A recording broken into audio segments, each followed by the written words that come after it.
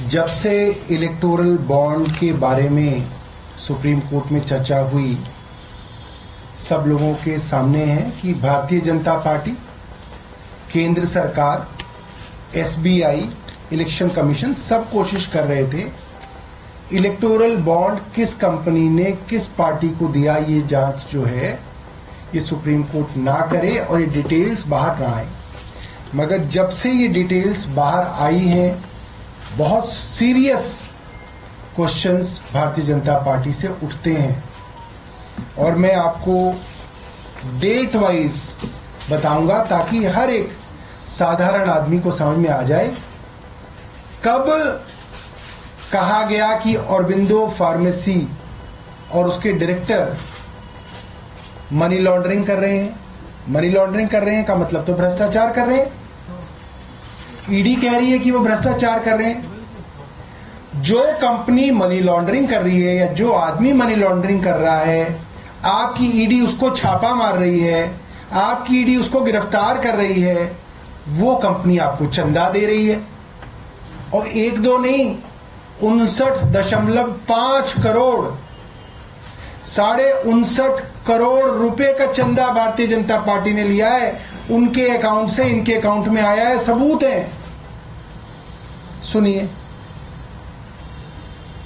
नवंबर से पहले, नवंबर 2021 से पहले की बात बतानी जरूरी है क्योंकि नवंबर 2021 में ये पॉलिसी आई और इस पॉलिसी के अंदर ईडी का आरोप है कि शरद चंद्र रेड्डी और उनसे संबंधित कंपनियों को दिल्ली के अंदर 5 जोन मिले लिकर वेंट्स के। बहुत बड़ी बात है, ये एलिगेशन है। ये पॉलिसी नवंबर 2021 में आई, तो जब ये पॉलिसी चल रही थी उस दौरान, यानी कि 5 जनवरी 2022 को ये पॉलिसी उस वक्त रन कर रही थी, इनके पास 5 जोन थे।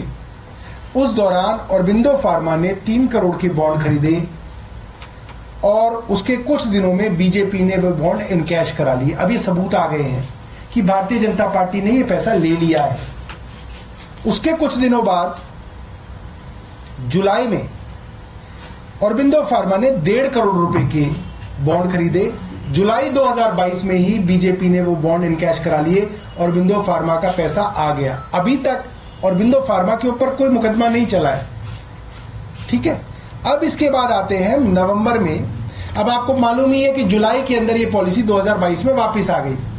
सरकार ने वो पॉलिसी वापस ले ली और ये बात होने लगी, सब जगह मुकदमे दर्ज होने लगे। सीबीआई के मुकदमे दर्ज हो गया कि ये जो कंपनियां हैं ये अब रडार में हैं, इनके ऊपर जांच चल रही है।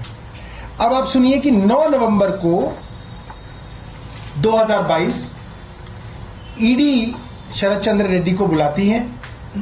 शरद चंद्र रेड्डी कहते हैं कि मैं अरविंद केजरीवाल से कभी नहीं मिला, कोई पैसे का कोई लेन देन नहीं है, कोई सवाल ही नहीं उठता। अगले दिन 10 नवंबर 2022 को शरद चंद्र रेड्डी को ईडी गिरफ्तार कर लेती है। अब सुनिए, ईडी की गिरफ्त में है शरद चंद्र रेड्डी, गिरफ्तार हो चुके हैं। 10 नवंबर 2022 को गिरफ्तार हुए हैं। 15 नवंबर 2022 को ऑरोबिंदो फार्मा 5 करोड़ रुपए के बॉन्ड खरीद के बीजेपी को देता है। अब ये साफ है, आपके पास वो आदमी है, उसका डायरेक्टर आपके पास अंदर है जेल में, पीएमएलए में, मनी लॉन्ड्रिंग में। उसके पिताजी की कंपनी है, आपने 5 करोड़ रुपए उस कंपनी से भारतीय जनता पार्टी ने बॉन्ड में ले ली। अब आगे सुनिए, ये भी इनकैश करा लिए गए। इसके बाद 6 जनवरी 2023, इस वक्त शरद चंद्र रेड्डी जेल में है, 5 करोड़ रुपए देने के बाद भी जेल में है। शरद चंद्र रेड्डी से दोबारा से पूछा गया, चार्जशीट दायर की गई। चार्जशीट के अंदर ईडी ने कहा कि शरद चंद्र रेड्डी ने माना नहीं है, मगर ईडी कह रही है कि यह किंगपिन है। जो कल अरविंद केजरीवाल जी को किंगपिन बताया जा रहा था, वो 6 जनवरी 2023 में शरद चंद्र रेड्डी थे, उनको किंगपिन बताया गया और उनके खिलाफ चार्जशीट दायर कर दी गई और बताया गया ये सबसे बड़े बेनिफिशियरी हैं। जैसे कल अरविंद केजरीवाल जी को बताया कि ये किंगपिन भी है और बेनिफिशियरी भी है, ये शरद चंद्र रेड्डी थे 1 साल पहले। अब फिर जनवरी 2020 में जब इनकी बेल की सुनवाई शरद चंद्र रेड्डी की हो रही थी, अभी वो जेल में ही है, तो उन्होंने ईडी पे आरोप लगाया कि ईडी के लोग उनके ऊपर फोर्स का इस्तेमाल करके, बल का इस्तेमाल करके उनसे झूठी स्टेटमेंट लेना चाहते हैं और उनके एम्प्लॉइज को भी डराया धमकाया जा रहा है। ये हमारा नहीं, शरद चंद्र रेड्डी का अपनी बेल के अंदर स्टेटमेंट है कि मुझको दबाव डाला जा रहा है कि जो ईडी कह रही है प्री डिक्टेटेड स्टेटमेंट मैं दूं। ये जनवरी 20, 2023 की बात है। अब 6 महीने बीतते हैं, आदमी जेल के अंदर सड़ रहा है। करोड़पति बाप का बेटा, कई बड़ी बड़ी कंपनियों का मालिक, जेल में चक्की पीसेंगे। अप्रैल आ गया। अप्रैल के अंदर अब आप देखिए क्या होता है। अप्रैल के अंदर करीब 6 महीने बाद शरद चंद्र रेड्डी स्टेटमेंट दे देते हैं कि हां मैंने 100 करोड़ रुपए दिए। 6 महीने बाद, कई बार स्टेटमेंट देने के बाद ये उन्होंने स्टेटमेंट दी। उसके बाद मई में ये मामला हाई कोर्ट जाता है। अब उन्होंने जो ईडी उनके ऊपर दबाव डाल रही थी कहने के लिए, जो कि उन्होंने ही बताया, वो उन्होंने आखिरकार कह दिया। उन्होंने ये बात आखिरकार कह दी अप्रैल 2023 में। अब मई आ गया। मई में उनकी एप्लीकेशन अब हाई कोर्ट के अंदर लगी कि मेरी पीठ में बहुत दर्द चल रहा है। ईडी ने कहा हाँ साहब इनके पीठ में बहुत दर्द है, लिहाजा इनको बेल दे दी जाए। पीठ में दर्द पे हमारे यहां ऑफिस से छुट्टी नहीं मिलती, ईडी ने इन्हें बेल दे दी। मिलती है किसी को पीठ में दर्द पे ऑफिस से छुट्टी? आप सब कैमरामैन हैं, सब लोग हैं, पत्रकार यहां पे, कौन एडिटर देता होगा? ईडी ने इनको बेल दे दी 8 मई 2023 को। और जैसे ही बेल मिली, पंछी आजाद हुआ। 2 जून 2023 को कहा गया सरकारी गवाह बने शरद चंद्र रेड्डी। मतलब सरकार की शरण में आ गए। अब जब शरण में आ गए तो जैसे जो भी शरण में आता है फिर वो प्रसाद चढ़ाना पड़ता है। फिर आप प्रसाद की कहानी सुनिए। जून 2023 में शरद चंद्र रेड्डी अप्रूवर बन जाते हैं और नवंबर 2023 में जब सरकार को पता है कि ये मनी लॉन्ड्रिंग का आरोपी है, इसने तथाकथित तौर पे 100 करोड़ रुपए की रिश्वत दी, ये जेल में था, उस आदमी से उसकी कंपनियों के थ्रू 3 कंपनी जिनके नाम आतिशी ने बताए, पहली कंपनी औरबिंदो फार्मा और उसकी 2 सब्सिडीज से 50 करोड़ रुपया भारतीय जनता पार्टी ने लिया। 50 करोड़ रुपया छोटा मोटा नहीं है कि कोई 50,000 रुपए डाल गया प्लीज ले लो।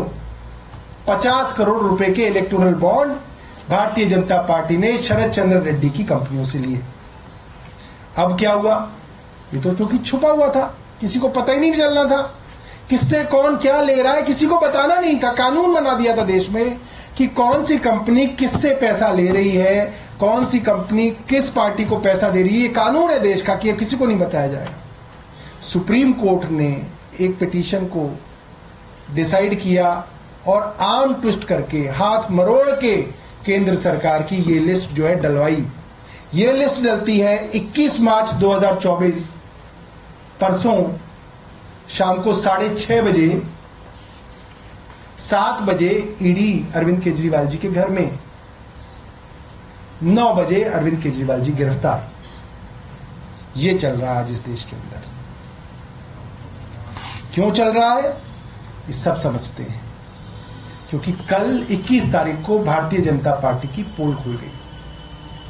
अब ये तो भारतीय जनता पार्टी वाले ही ये पार्ट हमें इतने दिनों से पढ़ा रहे हैं मीडिया वालों को कि अगर पैसा पॉलिटिकल पार्टी के पास आ जाए तो वो भी आरोपी बनती है। ये तो भारतीय जनता पार्टी के ही सारे के सारे जो है प्रवक्ता हमें 1 साल से समझा रहे हैं।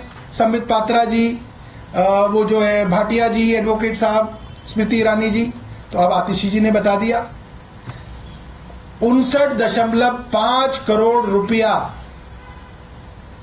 इन कंपनियों से भारतीय जनता पार्टी को मिला है। स्टेट बैंक ऑफ इंडिया ने बताया है, इलेक्शन कमीशन की वेबसाइट पे पड़ा है, कोई सबूत की जरूरत नहीं है। जिसमें 55 करोड़ रुपया वो है जब वो आरोपी बन गया था, जब भारतीय जनता पार्टी की केंद्र सरकार को पता चल गया था और पूरी दुनिया को पता चल गया था कि वो मनी लॉन्ड्रिंग का आरोपी है। उसके बाद भी इन्होंने उससे 55 करोड़ रुपए ले लिया। तो जैसा कि आतिशी जी ने कहा, इस मामले में क्योंकि मनी ट्रेल सीधे तौर पे भारतीय जनता पार्टी में जा रही है, प्रोसीड्स ऑफ क्राइम सीधा सीधा भारतीय जनता पार्टी तक पहुंच रहा है। लिहाजा भारतीय जनता पार्टी को इसी केस में आरोपी बनाना चाहिए। और जिस तरह से अरविंद केजरीवाल जी को गिरफ्तार किया गया, क्या कहा है कि भाई जिस पार्टी को फायदा मिला उसके कन्वीनर है। तो अब भारतीय जनता पार्टी को फायदा मिला, उसके कन्वीनर कौन है आप जानते हैं। उनको भी भाई ईडी जो है उनकी भी सेवा करे, सिर्फ अरविंद केजरीवाल जी की नहीं। तो ईडी से ये है कि ईडी जाए और भारतीय जनता पार्टी के जो प्रेसिडेंट हैं जेपी नड्डा जी, उनसे पूछताछ करे, और अगर पूछताछ में वो सहयोग नहीं करते तो उनको भी गिरफ्तार किया जाए।